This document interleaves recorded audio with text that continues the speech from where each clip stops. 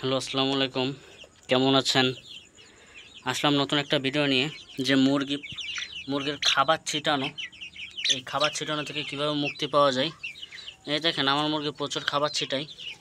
হয়তো রাত্রেবেলা তো ভালোভাবে বোঝা যাচ্ছে না, তাও দেখেন প্রচুর পরিমাণে খাবার ছিটায় আমার মুরগি।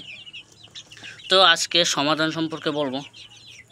যেহেতু কক মুরগি খাবার একটু ছিটাবে, এটা মেনে নিতে হবে।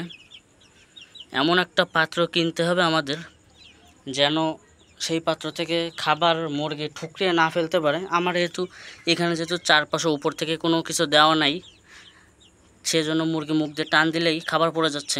এমন এক ধরনের খাঁচা পাওয়া যায়, যখন মুখ দিয়ে মুরগি টান দিতে পারে না। মুরগি যখন টান দিতে পারে না, তখন খাবারও ফেলতে পারে না।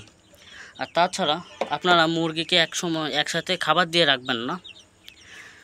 খাবার দিবেন, ঘন্টাখানিক দিবেন না, আবার ঘন্টাখানিক পর দিবেন, মানে কিছুক্ষণ গ্যাপ দিয়ে দিয়ে খাবার দিবেন। তাহলে ইনশাল্লাহ মুরগি সুস্থ হয়ে যাবে, মানে খাবার ছিটাবে না, এবং মুরগি সচ্ছল সুস্থ থাকবে। যদি সবসময় খাবার দিয়ে রাখেন, মুরগির খাবারের প্রতি অনীহা সৃষ্টি হবে এবং প্রচুর পরিমাণে খাবার ছিটাবে এবং ওজন কম আসবে, এবং পেটেও সমস্যা হতে পারে, গ্যাস হতে পারে। তো এইভাবে আপনারা খামারে একটা নিম গাছের ডাল ঝুলিয়ে রাখতে পারেন, এতে খামারের রোগ ব্যাধি কম আসবে। এই দেখেন, আমার প্রচুর পরিমাণে খাবার ছিটাচ্ছে। তো আমি এই ব্যবস্থাপনাগুলো করবো, এতদিন ছিটাচ্ছিল না, নতুন করে ছিটানো শুরু করছে। আমার মনে হয় এদের পেটে কোনো সমস্যা হয়েছে। এই দেখেন, প্রচুর পরিমাণে খাবার ছিটায়, আশেপাশে পুরো খাবার দিয়ে ভরা।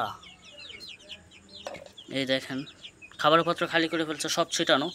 এখন যতক্ষণ পর্যন্ত না এরা নিচের খাবার খাবে, ততক্ষণ পর্যন্ত আমি এদের কোনো খাবার দিব না। নিচের খাবার খাওয়ার পরে আবার খাবার দিব।